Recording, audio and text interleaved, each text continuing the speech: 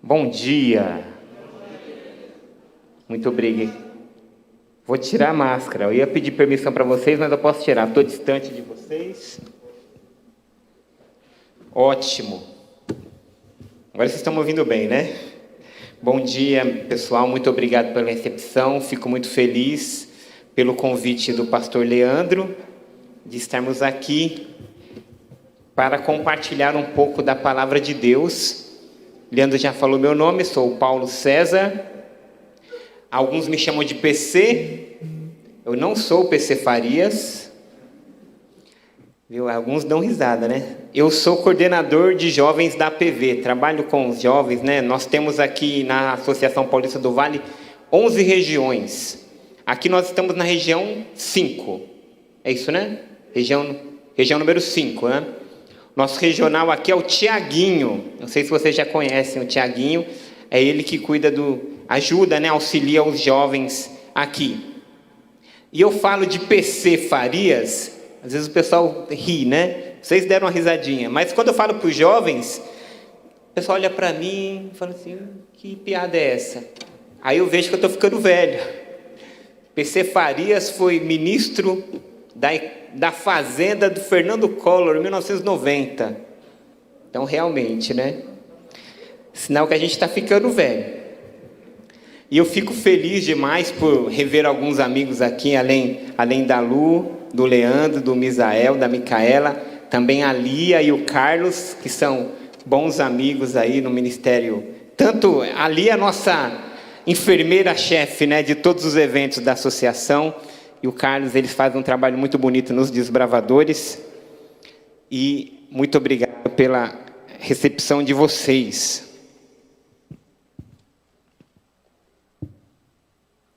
Daqui a pouco nós teremos uma festa batismal muito linda. Mas antes eu gostaria de compartilhar um pouco da palavra de Deus com vocês. Há muito tempo, no reino distante, havia um rei que não acreditava na bondade de Deus. Tinha, porém, um súdito que sempre o lembrava desta verdade. Em todas as situações, o súdito dizia para ele: meu rei, não desanime, porque Deus é bom. Um dia, o rei saiu para caçar juntamente com seu súdito, e uma fera da floresta atacou o rei. O súdito conseguiu matar o animal, porém não evitou que sua majestade perdesse o dedo mínimo da mão direita. O rei, furioso pelo que havia acontecido e sem mostrar agradecimento por ter sua vida a salvo pelos esforços do seu servo, perguntou-lhe: e agora, o que me diz? Deus é bom? Se Deus fosse bom, eu não teria sido atacado e não teria perdido meu dedo.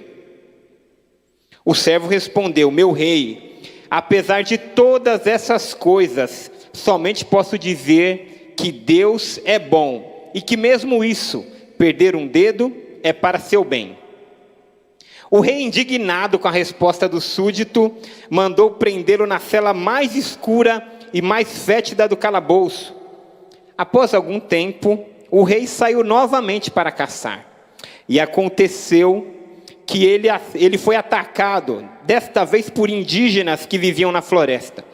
Esses índios eram temidos por todos, pois sabia-se que faziam sacrifícios humanos para seus deuses. Mal prenderam o rei e passaram a preparar, cheio de júbilo, o ritual de sacrifício.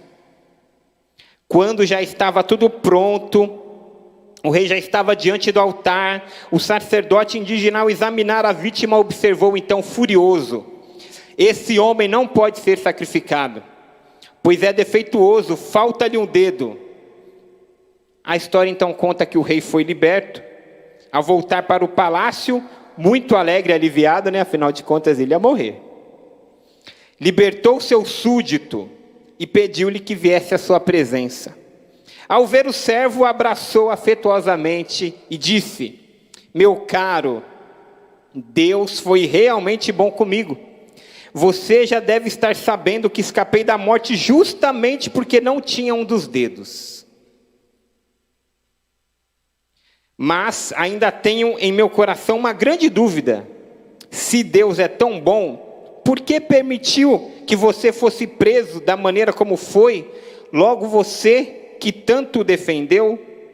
O servo sorriu e lhe disse: meu rei, se estivesse nessa caçada, certamente seria sacrificado em seu lugar, pois não me falta dedo algum.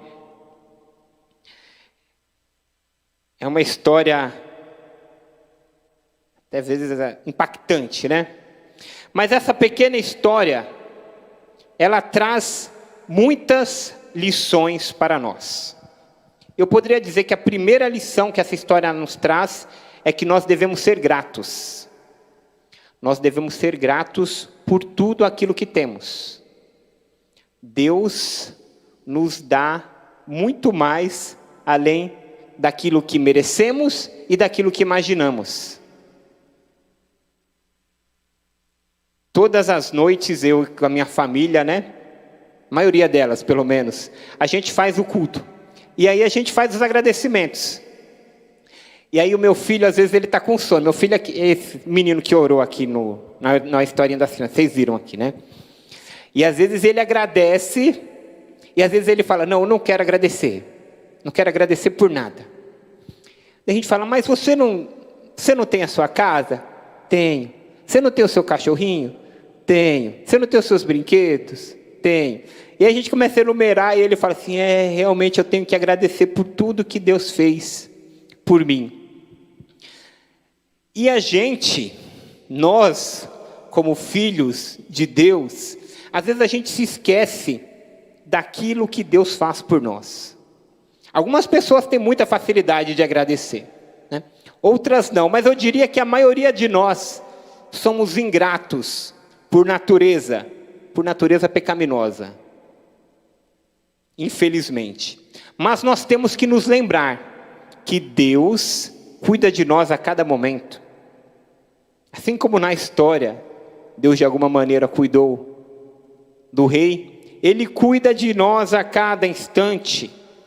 Deus cuida de nós a cada momento. Ele cuida de nós no momento que saímos de casa. E eu morava em Guarulhos, lá na cidade Soberana, onde o Leandro se batizou. E esse ano eu mudei para São José dos Campos. Eu saí de São José para cá, deve dar uns 70 quilômetros, talvez, um pouco menos. Nesse caminho eu tenho certeza que Deus deve ter me livrado de muitas coisas. Então Deus nos livra quando saímos de casa, durante o nosso trabalho, durante os nossos afazeres. Deus nos protege de muitas coisas. Coisas que talvez nós só saberemos quando chegarmos ao céu. A Bíblia relata que no céu nós seremos capazes de ver tudo o que aconteceu. A Bíblia fala de um período chamado milênio. Nesse período, nós teremos a oportunidade de revisitar tudo o que aconteceu. E nós vamos ver, puxa vida, aquele dia que furou o pneu, Deus nos livrou disso.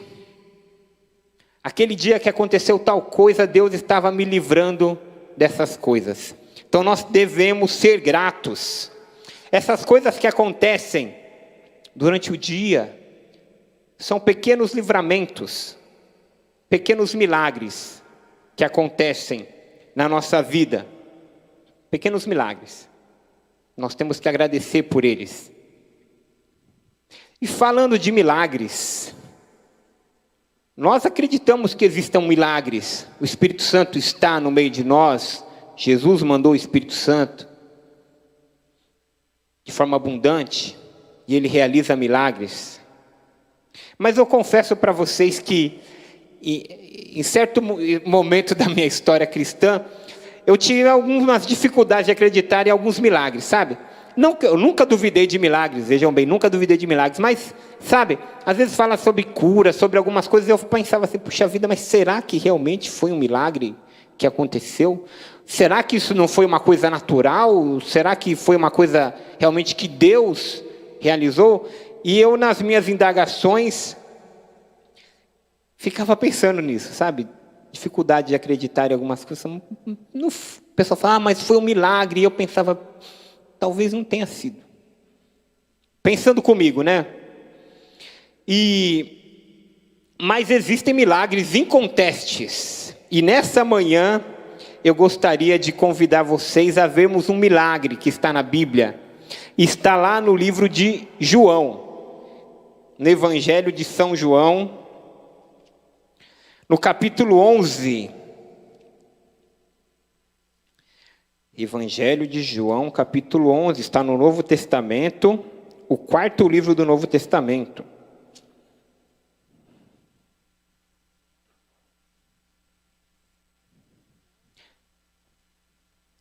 Todos acharam? Vamos acompanhar a leitura. Antes de lermos, eu gostaria de fazer uma breve oração. Podemos fazer? Por favor, curve sua fronte. Querido Jesus, Senhor, peço que abençoe a todos nós nessa manhã. Nós vamos abrir a Tua palavra, que Tu fale conosco. Em nome de Jesus, amém. A Bíblia é um livro composto por 66... É uma biblioteca de livros composta por 66 livros. Os livros que estão na Bíblia, eles tiveram um método de entrar na Bíblia, né? De contém ou não contém, tiveram vários livros e aí fizeram lá, lógico, instruídos pelo Espírito Santo, e então se originou aqui esses 66 livros. Eles eram escritos de forma diferente, depois eles foram organizados em capítulos e em versículos. Algumas Bíblias futuramente ainda tinham um subtítulo, não é? E se nós vermos aqui o capítulo 11, ele fala de em cima tem aí em negrito um subtítulo desse capítulo. A gente consegue entender o que vai falar ali na história dessa parte. E fala aqui sobre a ressurreição de Lázaro. E nós vamos ler aqui essa parte do capítulo 11, do versículo 1 até o 45. Nós não vamos ler todos os versos. Nós vamos dar uma passada geral pela história. Então eu gostaria de convidar vocês a lermos aqui a partir do versículo 1. Nós vamos ler os primeiros 6 versículos aqui.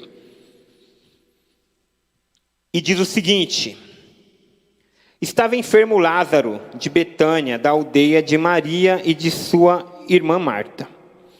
Esta Maria, cujo irmão é Lázaro, estava enfermo, era a mesma que ungiu com bálsamo o Senhor e lhe enxugou os pés com seus cabelos. Mandaram, pois, as irmãs de Lázaro dizer a Jesus: Senhor, está enfermo aquele a quem amas. Ao receber a notícia, disse Jesus: esta enfermidade não é para a morte, e sim para a glória de Deus, a fim de que o Filho de Deus seja por ela glorificado. Ora, amava Jesus a Marta, e a sua irmã, e a Lázaro. Quando, pois, soube de Lázaro, que Lázaro estava doente, ainda se demorou 2 dias no lugar aonde estava. Então, o início da história diz que Lázaro, então, estava muito doente. Jesus era muito amigo dessa família, tanto de Lázaro, quanto de Maria, quanto de Marta. E nós podemos ver no relato dos evangelhos que em vários momentos, quando Jesus passava por Betânia, ele ficava lá na casa deles. Ele comia com eles, ele dormia, eles eram muito, muito amigos. E a história diz então que Lázaro estava doente. E as irmãs então mandaram chamar Jesus: aquele a quem tu amas está doente. E eu acho interessante Jesus dizendo que aquela morte era para a glória de Deus. E diz que ele ficou ainda 2 dias antes de ir. É interessante isso. Quando você recebe a notícia que um amigo seu está doente e que precisa de auxílio, eu não sei vocês, mas eu vou na hora, né? A gente pega um carro e vai correndo de alguma forma. Mas Jesus ainda ficou 2 dias. Interessante que ele disse que aquilo era para a glória de Deus. Se a gente avançar um pouco no verso, vamos por 11.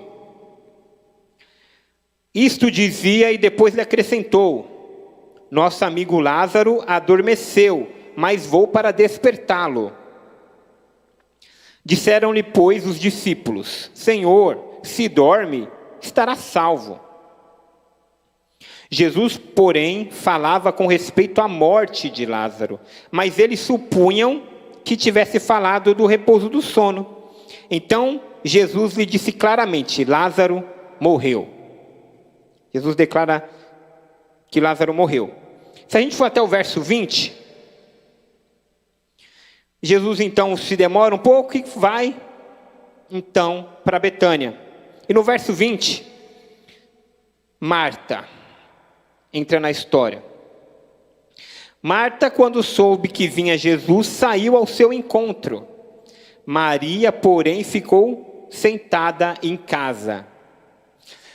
Esse relato, esse versículo mostra muito do temperamento, da maneira como elas lidavam com as situações. Se você lembrar de outro verso, de um outro momento, que Jesus estava na casa deles, Maria estava sentada aos pés de Jesus, enquanto Marta estava fazendo seus afazeres, de repente arrumando comida e cuidando para que não faltasse nada.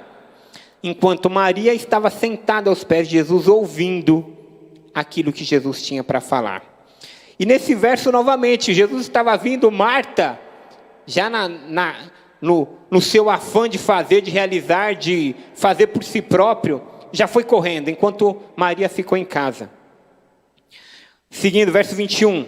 Disse, pois, Marta a Jesus: Senhor, se estiver aqui, não teria morrido meu irmão.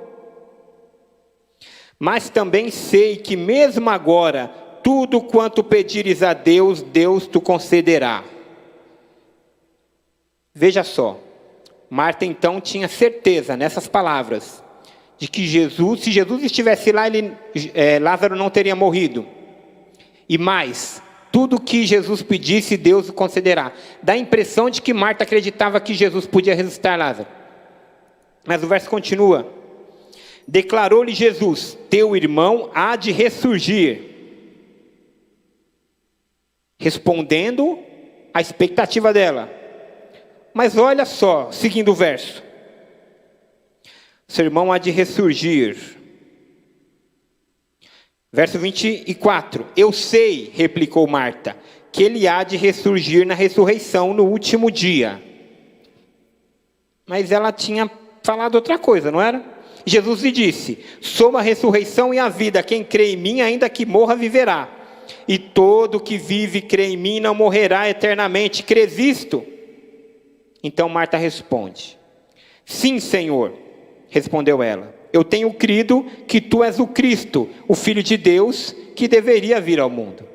Mas Jesus perguntou para ela: você acredita que eu posso ressuscitar seu irmão? Ele: mas ele vai ressuscitar no último dia. Você acredita que eu estou vindo? Eu creio que você é que deve ter vindo ao mundo. Marta, aparentemente aquela fé que ela tinha que Jesus poderia ressuscitar, ou que se Jesus estivesse ali, ele não teria morrido, se revela meio cética em relação a essas coisas. E vai ficar mais claro se a gente avançar um pouco no verso 38. Mediante tudo que a gente ouviu do relato de Marta falando com Jesus, veja o verso 38. Jesus, agitando-se novamente em si mesmo, encaminhou-se para o túmulo. Ora, era este uma gruta, cuja entrada tinha posto uma pedra. Então ordenou Jesus: tirai a pedra. Olha Marta, disse-lhe Marta, irmã do morto: Senhor, já cheira mal, porque já é de 4 dias. Jesus lhe disse: não te disse eu que se creres verá a glória de Deus? Marta não acreditava que Jesus podia ressuscitar a Lázaro. E continua, 41. Tiraram então a pedra, e Jesus, levantando os olhos para os céus, disse: Pai, graças te dou porque me ouviste. Aliás, eu sabia que sempre me ouves, mas assim falei por causa da multidão presente, para que creiam que tu me enviaste. E tendo dito isto, clamou em alta voz: Lázaro, vem para fora. Saiu aquele que estivera morto, tendo os pés e as mãos ligados com ataduras, e o rosto envolto num lenço. Então lhe ordenou Jesus: desatai-o e deixai-o ir. Que história! A história da ressurreição de um homem que estava morto há 4 dias. De relatos dos moradores locais que já se sentia o cheiro mau, o mau cheiro da putrefação.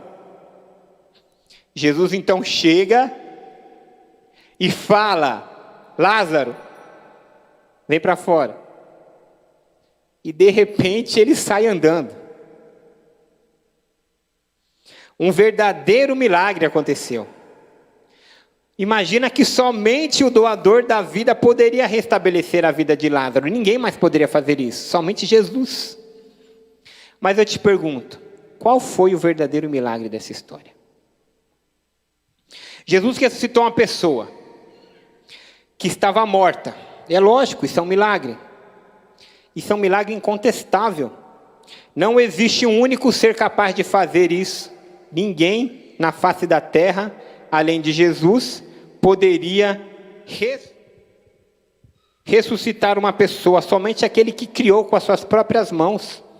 Somente Jesus, que esteve na criação, que criou o homem, seria capaz de realizar esse milagre de restabelecer a vida. Mas eu volto a perguntar para vocês: qual foi o verdadeiro milagre dessa história? E eu vou fazer uma pergunta para vocês. Aonde? Esse é meu filho, viu? Aonde está Lázaro nesse momento? Lázaro está lá em Betânia, né? Mais ou menos 2.000 anos de idade. Está lá no vilarejo dele, sentado na cadeira dele, já com quase 2.000 anos. E as pessoas fazem peregrinação para ir para a cidade, para ver e contar, para ele contar as histórias de como era lá, como ele morreu e foi ressuscitado, e Jesus falando, e as crianças sentam ao redor de Lázaro, e ele fala: olha, quando eu tinha a idade de vocês, lá 2.000 anos atrás, Jesus ressuscitou, e eu estou aqui. É isso? Onde está Lázaro?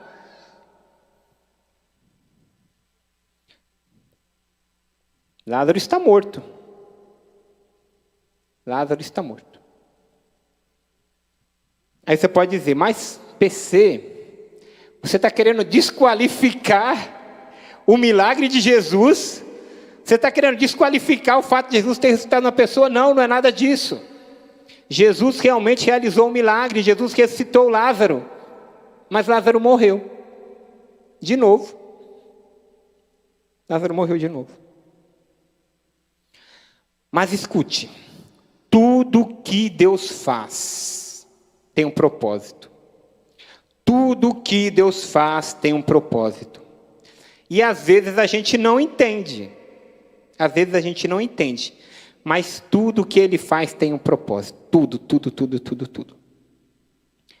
Em alguns momentos pode não fazer sentido para a gente. Mas um dia será revelado aquilo que Deus faz. Nada do que Deus faz, Ele faz a esmo.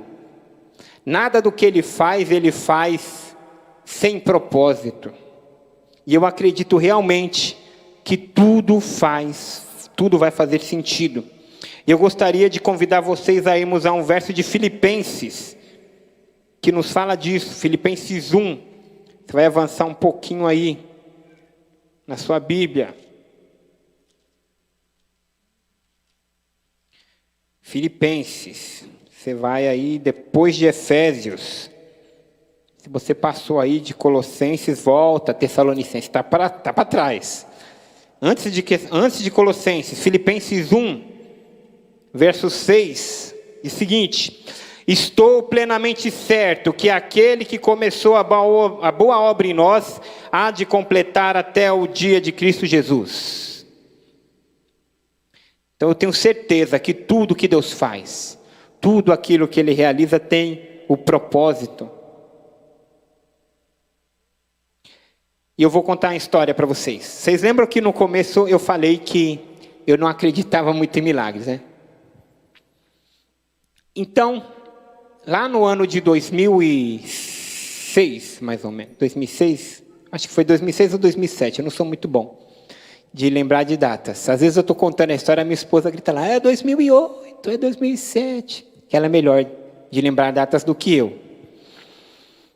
Mas no ano de 2006, a gente morava em Guarulhos e nós fomos para Goiânia. Estávamos lá morando em Goiânia. Para ir para Goiânia, eu tive que fazer um processo de demissão na empresa onde eu trabalhava. Eu ia trabalhar para a mesma empresa, só que ia me tornar PJ, ia começar a dar nota fiscal. E aí eu fiz o exame demissional e eu tinha um bócio aqui no pescoço. Eu nunca tinha percebido, minha esposa também não tinha percebido. Provavelmente eu já tinha aquele bócio há muito tempo e as pessoas não percebiam. E o doutor falou, você tem um bócio, tal, o que é isso? Você é de Minas Gerais, tal, Lucas? Aí ele contou algumas coisas e falou, mas aí não impede de você ser demitido. Pode ir embora. E eu fui para lá trabalhar. Lá num evento da igreja, inclusive foi no Campuri lá na universidade, UniAB, como é que chama? IABC? Isso, lá de Anápolis. Isso mesmo. Instituto Brasil Central, em Anápolis. E a gente estava participando de um Campuri. E aí eu tive uma taquicardia. Meu coração começou aquela palpitação e aquela dor no peito, meu braço formigando. Eu falei, vou morrer. E aí eu estava muito mal, me levaram para o hospital do Campuri. E aí o médico que estava lá, começou o primeiro milagre, era um endocrinologista. Ele olhou e falou, rapaz, você teve uma descarga de hormônio da sua tireoide, você tem que fazer tratamento de tireoide, volta para Goiânia e vai fazer um tratamento com o endocrinologista. Então voltei para Goiânia, comecei a fazer o tratamento. Depois de algum tempo nós voltamos para São Paulo. E eu comecei a fazer o tratamento aqui em São Paulo. Era lá no centro de São Paulo, na Várzea do Carmo. E eu comecei a fazer o tratamento, eu tinha uma doença chamada doença de Graves. É uma doença autoimune que ataca a tireoide. Ela pode atacar a tireoide ou os olhos. No meu atacou a tireoide. E a minha tireoide era totalmente descompensada.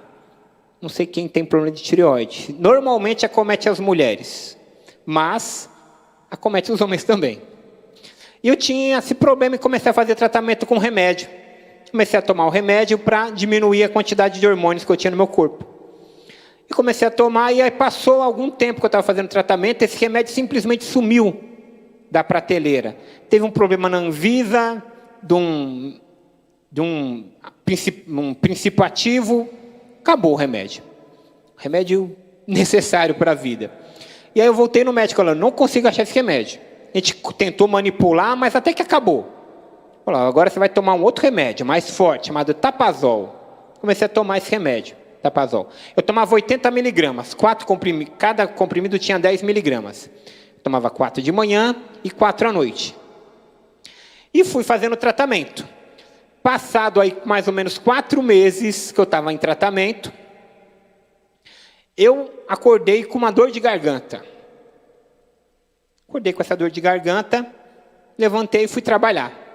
Só que comecei a sentir um mal-estar, fui para o trabalho, depois de um tempo eu voltei para casa, já com febre, mal-estar, fiquei mal aquele dia, sabe, no outro dia eu fui ao médico. Fui ao médico, levei o remédio, falei o que estava acontecendo, falou, isso é uma faringite, deu um antibiótico, deu um analgésico, vai para casa que 2 dias fica bom. Passou 2 dias eu não melhorava. Melhorava, febre alta, 40 graus de febre, eu tomava o remédio para 38, 37,5, nunca parava de ter febre. E aí foi passando 2 dias, 3 dias, 4 dias, 5 dias, fomos em outro médico. Era uma infectologista. Ela examinou, tal, e todas as vezes eu levava o remédio. Falava, eu tomo Tapazol, tal. Falou, não, isso aqui é realmente uma faringite, que pegou forte, vamos trocar um antibiótico. Trocou um antibiótico. E eu não melhorava. E eu não conseguia comer. E eu fui perdendo peso. E aí começou a aparecer afta na minha boca. E comecei a aparecer úlceras pelo corpo.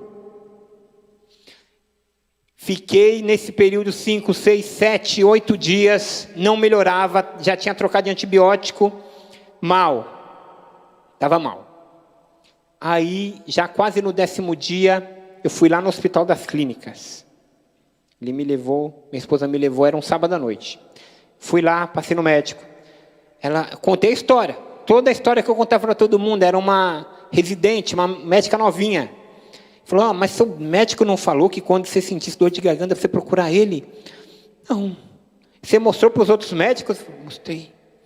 Não, acho que eu já sei o que você tem. Aí ela me deixou lá, pediu para fazer um exame, coletou o exame e ela voltou e falou, Paulo, você está com uma doença chamada agranulocitose. É uma reação do remédio. Isso acontece em 0,3% das pessoas que tomam Tapazol. E a granulocitose é quando baixa de 500 neutrófilos, você está com 0. Então você tem que ficar internado. Eu fiquei internado, minha esposa foi embora. E aí no sábado para domingo já me mandaram para a enfermaria. E no domingo, eu não lembro quantos médicos, mas pelo menos uns 5 médicos diferentes foram lá me visitar. E o último foi um hematologista. Minha esposa estava até comigo na hora. Ela já tinha ido, no outro dia já tinha ido me visitar. O médico entrou e falou, Paulo, você está com a granulocitose, explicou, o remédio bloqueou sua medula, você não tem nenhum anticorpo, 0. Então a gente não sabe que doenças você tem. Você tem que ficar aqui, tomar antibiótico e fazer os exames. E aí eu falei, puxa vida. E como é que é o tratamento, doutor? Mas você tem que ficar aqui, tu vai tomar uma injeção na barriga, e o tratamento leva 30, 40. Você vai ficar um tempo aqui. E aí eu já... E como é que é o tratamento e tal?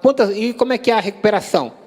Aí ele falou uma coisa. Ele falou assim, o pessoal fica aqui 50, 60, 70 dias, a maioria morre. Não foi isso que ele falou? Foi exatamente isso. Mas você é jovem, vai dar tudo certo, tal. Ele foi bem sincero. Acho que realmente era a maioria. Mas você é jovem, vai dar tudo certo. E aí pronto, comecei a fazer o tratamento. Passou um dia, passou 2, eu fiz os exames, eu estava com, além da faringite, eu estava com pneumonia, eu estava com 2 doenças por fungo, eu estava com derrame na pleura. Qualquer pessoa que espirrasse do meu lado, eu pegaria, porque eu não tinha defesa. Eu não tossia, eu não juntava catarro, nada disso. Porque quem faz isso são as células de defesa do nosso corpo, não tinha nada. E eu comecei então a tomar antibiótico, tomava a injeção. E sabe, eu estava me sentindo mal, fraco. Eu lembro que um dia eu fui fazer um exame, eu fui andando, tive que voltar de cadeira de rodas. E o pessoal ia me visitar, minha esposa foi me visitar todos os dias. O pessoal ia me visitar e eu via que eles estavam tristes do meu lado. Tristes do meu lado. Eu em nenhum momento eu achei que ia morrer. Mas eu estava ali, achando que ia ficar muito tempo. Eu lembro de uma vez que a minha avó, falecida avó, ela sentou do meu lado. Ela foi me visitar. No meio, eu lembro que eu estava vendo ela, no meio da visita eu dormi. Quando eu acordei, ela estava chorando. E aí, a minha esposa chegava em casa, ela tirava o telefone do gancho, porque ela não queria saber da minha morte por telefone. Quando foi na sexta-feira, ela levou o pastor lá, para falar comigo. E aí o pastor foi lá, provavelmente fazer unção, talvez. Foi isso que ela disse para mim. E todo dia o médico colhia o exame, subia e falava para mim, Paulo, ainda não apareceu nenhum neutrófilo, mas vamos seguir. Todos os dias, à tarde ele falava comigo. E eu confesso, gente, que eu estava ali, eu acreditava, não que eu não acreditasse que Deus podia me curar, eu acreditava que Ele ia curar por meio dos médicos, por meio dos medicamentos. Para mim já era um milagre eu estar ali sendo bem tratado. E é difícil você até acreditar e orar no hospital às vezes, na condição que você está. Então o pastor foi lá me visitar, pastor Osmar Vieira Marques. Me visitou e ele leu um verso para mim lá de Salmo 122. E ele leu, você conhece o Salmo 122, né? Diz lá, Salmo 121, eleva meus olhos para o monte de onde virá meu socorro vem do Senhor que fez os céus e a terra. Ele não permitirá que teus pés vacilem, mas ele falou medula. Ou ele falou, ou eu ouvi, eu acho que ele falou medula. Ele falou, Paulo, você acredita que você vai estar curado? Eu falei, pastor, mas eu vou ficar aqui, o médico falou que eu vou ficar muito tempo. Ele, não, rapaz, você já está curado. Você tem que acreditar que vai dar tudo certo, olha como você está bem. E aí ele saiu falando que eu estava bem e foi embora. E naquele dia eu estava me sentindo um pouco melhor mesmo. Quando foi no sábado, minha família foi me visitar, colheram o exame de novo. No sábado à tarde, o médico subiu lá. Falou, ó, Paulo, tem uma novidade. Apareceu aqui, não lembro se eram 200 ou 150 neutrófilos. Uma pessoa normal tem de 4.000 a 11.000. Na média fica em 7.000. Estava com 0, eu falei, apareceu 150. Se chegar a 1.500, você sai do risco. No domingo, ele colheu de novo, à tarde, falou, ó, deu 900 agora. Aí na segunda-feira, ele veio à tarde e falou, Paulo, eu não sei o que aconteceu não, cara. Não sei o que aconteceu, mas você está com 14.000 neutrófilos. 14.000. Isso aí não é normal. Daí eu comecei, falei, não, eu sei o que é, doutor. Isso é um milagre. Isso é um milagre de Jesus. E aí depois de algum tempo eu fiquei ainda no hospital 35 dias. Tomei os antibióticos, tive que retirar a tireoide, fiz uma cirurgia chamada de tireoidectomia total. É retirar toda a tireoide. E hoje eu tomo Puran T4, Devotiroxina, tomo aí uma quantidade grande, um comprimido por dia de uma dosagem alta, mas eu me sinto bem, estou bem. Graças a Deus. Passou os 35 dias, eu passei o Natal e o Ano Novo daquele ano, de 2008 para 2009, no hospital. Mas, para a honra e glória de Deus, eu saí de lá curado. Amém. Um verdadeiro milagre. Aí eu pergunto, onde está o verdadeiro milagre dessa história? Eu poderia ter morrido, não poderia? Eu tinha 26 anos, 25, 26 anos na época. Gente, pessoas que morrem antes, com 22, com 18, novos. Tem um menino lá na nossa igreja que teve câncer com menos de 10 anos, graças a Deus foi curado. Mas as coisas acontecem, nós vivemos um mundo pecaminoso. Acontece para as pessoas boas, para as pessoas más, quem é da igreja, quem não é da igreja, acontece com todo mundo. Poderia ter morrido. Mas para honra e glória de Deus, eu estou aqui. Mas eu gostaria de falar para vocês qual é o verdadeiro milagre. E essas histórias que contei para vocês nessa manhã. Vamos voltar para João. Vocês devem estar com o livro aberto aí, João 11, verso 45. Diz o seguinte, o 11, se você por acaso tirou, eu vou dar aí 2 segundos para vocês irem, 5 segundos, para vocês voltarem para lá. Capítulo 11, verso 45 diz o seguinte, muitos, pois, dentre os judeus que tinham vindo visitar Maria, vendo o que fizera Jesus, creram nele. Outros, porém, foram ter com os fariseus e lhes contaram dos feitos que Jesus realizara. Gente, não existe maior milagre do que o transformar do coração da pessoa. Do que a pessoa ter a oportunidade de estar com Jesus nas nuvens dos céus, de morar com Jesus, de viver eternamente no mundo renovado, sem pecado. Não existe maior milagre do que a transformação do coração. Marta, até aquele momento, parecia que cria, mas ela não cria totalmente. A multidão parecia que cria, mas não cria totalmente. Eu, adventista, há alguns anos, parecia que eu cria em Deus, mas eu não cria totalmente. Mas Deus usa milagres para um propósito maior, que é o propósito da salvação das almas, salvação das pessoas. Não existe maior milagre do que o transformar do coração. E eu tenho certeza que na história da ressurreição de Lázaro, na história da minha vida e na história de cada um de vocês que está aqui nessa manhã, na história de cada um de vocês que estão assistindo a gente pelo YouTube, pelo Facebook, O maior milagre é a conversão. O maior milagre é a entrega do coração a Jesus. Não existe nada melhor do que isso. E Deus fez tudo para isso. Deus mandou seu Filho para morrer em prol da salvação de todos nós.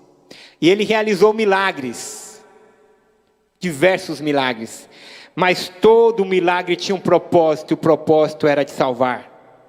O propósito era de converter os nossos corações. Eu vou convidar o Jair aqui. Ele vai cantar aqui uma música especial. E no momento que ele está cantando, eu gostaria que você refletisse na letra da música que ele vai cantar. E no final eu gostaria de orar com você. Daqui a pouco nós teremos o batismo. Que Deus possa te usar.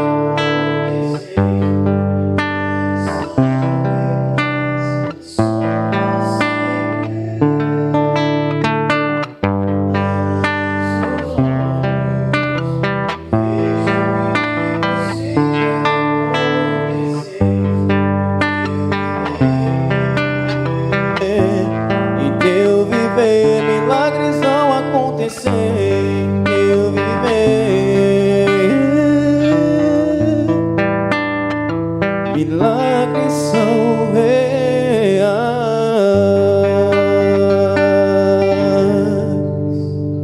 Amém. Vamos ficar em pé? Milagres são reais. Basta abrirmos os olhos. O maior milagre é a conversão do coração a Jesus. Vamos orar. Querido Jesus, Senhor, somos gratos. Somos gratos, Pai, porque Tu enviou Jesus para morrer na cruz por cada um de nós. Jesus fez tudo o que precisamos para nos salvar, Pai. Basta crermos, basta acreditarmos, basta aceitarmos o sacrifício de Jesus. E Ele fará o milagre de converter o nosso coração, Pai. Nosso coração duro, nosso coração contaminado pelo pecado. Mas Jesus, na cruz do Calvário, venceu o pecado. E nos deu a possibilidade de sermos salvos. Senhor, que o Senhor possa abençoar a igreja de Jardim São Pedro. Possa abençoar a cada pessoa que já chegou aqui nessa manhã. Possa abençoar a cada pessoa que está assistindo no YouTube, no Facebook, na sua casa.